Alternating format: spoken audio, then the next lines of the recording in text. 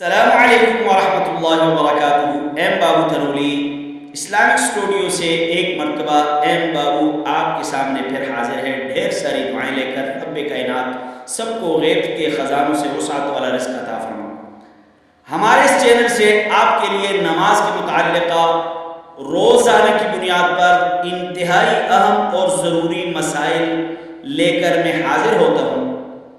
اگر آپ چاہتے ہیں کہ آپ کو مسائل کی سمجھ آئے تو آخر تک ویڈیو ضرور دیکھا کریں، اور اگر آپ چاہتے ہیں کہ آپ کو فیس بک پہ یہ مسائل ملیں تو فیس بک آئی ڈی کو فالو کریں۔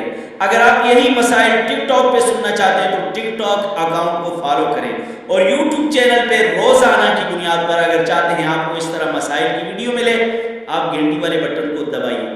انتہائی اہم اور ضروری مسئلہ اگر آخر تک سنیں گے تو سمجھ آئے گی۔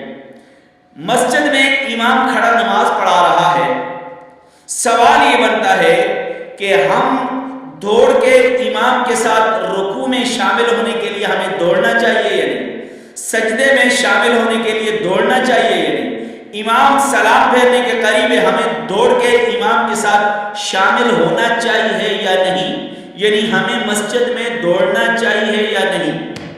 حضرت ابو ہریرہ رضی اللہ تعالی عنہ فرماتے ہیں کہ تم جب نماز کے قیام کے لیے آؤ، نماز ادا کرنے کے لیے آؤ تو تم چل کے آیا کرو، چل کے آیا کرو، وقار کے ساتھ آیا کرو، سکون کے ساتھ آیا کرو۔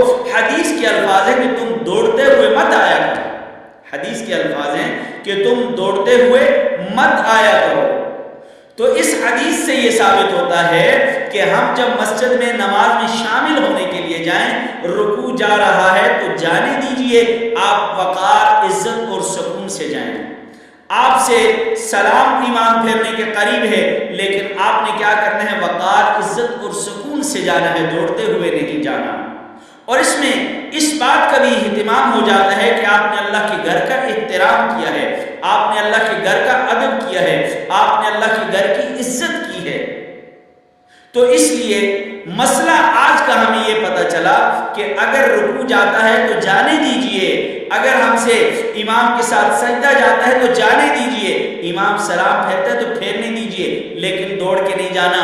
جو نماز امام کے ساتھ آسانی سے آپ نے پالی، آسانی سے آپ پہنچ گئے، وہ امام کے ساتھ پڑھ لینا۔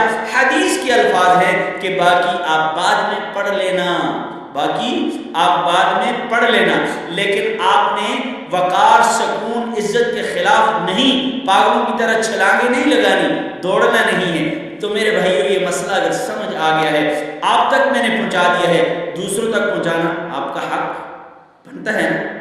اس لیے اگر دوسروں تک پہنچانا چاہتے ہیں تو شیئر ضرور کیجئے، فیس بک پہ شیئر کیجئے، ٹک ٹاک پہ شیئر کیجئے، اور یوٹیوب پہ سبسکرائب کرنے کے بعد شیئر کیجئے۔ السلام علیکم۔